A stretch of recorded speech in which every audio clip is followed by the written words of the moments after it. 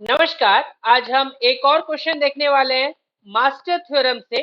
हमने already case one discuss कर लिया है, जहां पे हमने बताया था कि जब log a base b greater than k हो तो वहां पे एक ही सब केस होता है कि डायरेक्ट हमारे पास कॉम्प्लेक्सिटी आ जाता है o ऑफ n का power log a base b या फिर थीटा ऑफ n का power log a base b। ठीक है, तो वहां पे ज्यादा हमारे पास सब केसेस नहीं थे, एक सिंपल केस था, उसी के जरिए हम बता सकते थे।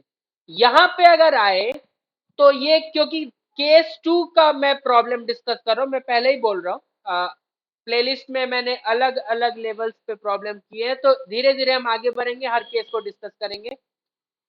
तो कैसे पता चला केस टू का प्रॉब्लम है? केस टू क्या होता था, अगर मैंने ब्रीफ दिया होगा तो आपको पता होगा। केस टू होता था जहां पे log a base b k के इक्वल हो जाए। क्या यहाँ पे है? चेक कर लेते हैं। यहाँ पहले बताओ a क्या है? a2 है, b2 है। अच्छा, ये जो होता है फंक्शन लास्ट में, उसको हम कंपेयर किससे करते हैं? n का पावर k और log n के कुछ पावर p से कंपेयर करते हैं। n तो है यहाँ पे, क्योंकि एक ही है तो यहाँ से आप कंपेयर करके बता सकते हैं कि k का वैल्यू 1 हो जाएगा। अब क्योंकि log n है ही नहीं, तो आप ये भी बता सकते हैं कि p का वैल्यू यहाँ 0 हो जाएगा। अब केस टू में p का वैल्यू भी हमें काम आता है, तो केस टू में हमें p का वैल्यू 0 काम आएगा, और k तो काम आएगा ही, क्योंकि हम केस भी तो k से ही, a b और k से बताते हैं। तो सबसे पहले log a बेस b निकाल लो, तो वो हो जाएगा log 2 base 2 that is 1। k का वैल्यू भी है 1। इससे क्या पता चला कि log a base b k के इक्वल है। अब क्योंकि वो k के इक्वल है, डायरेक्टली फिट इन कर गया केस टू में। अब मैं थोड़ा सा ब्रीफ फिर से दे देता हूं कि केस टू में हमारे पास तीन अलग अलग वेरिएशन क्या होंगे। एक तो होगा p ग्रेटर देन -1, एक होगा p इक्वल टू -1, और तीसरा केस होगा, सब केस बोल सकते हैं इसको, p लेस देन -1। ठीक है, तो ये तीन सब केस हमारे पास होगा।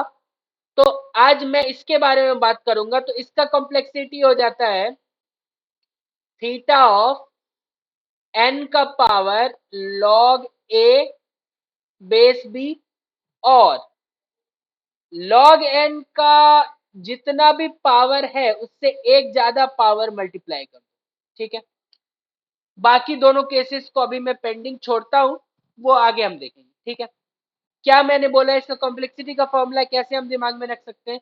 n का power log a base b, साथ में मल्टीप्लाई क्या होगा, log n का ऑलरेडी जितना पावर है उससे एक ज्यादा पावर, क्योंकि log a का p पावर तो ऑलरेडी होता ही है ना, उसमें एक पावर बढ़ा दो। तो ऐसे ही याद रखोगे तो आसान रहेगा याद करना। log a का जितना पावर उसमें एक पावर बढ़ा के मल्टीप्लाई कर दो, n power log a base b तो है ही। ठीक है, तो क्या हो जाएगा इस केस में? कॉम्प्लेक्सिटी निकालना अब तो आसान लग रहा होगा। क्या हो जाएगा? आपको ये भी तो पता चल गया कि ये फर्स्ट से बिलोंग करता है, क्योंकि p इस केस में 0 आया और 0 ग्रेटर देन -1 है।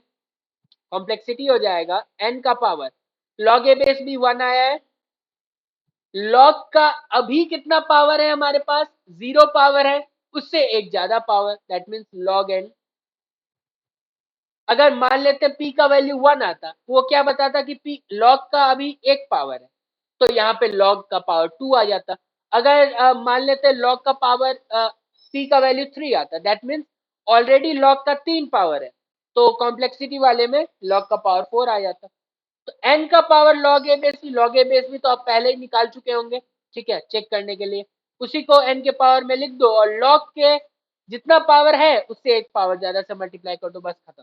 ठीक है, तो ऐसे और केसेस हम देखेंगे। ठीक है, आप इस पे और प्रैक्टिस प्रॉब्लम्स तो हम कर लेंगे जब सब केसेस को एक एक बार कवर कर लेते हैं हम पहले, फिर इस पे और ज्यादा प्रॉब्लम्स हम लगेंगे। ठीक है, तो प्लेलिस्ट मैंने बना दिया analysis and design of algorithm, उसी में आपको सारे प्रॉब्लम्स मिल जाएंगे। बहुत बहुत धन्यवाद।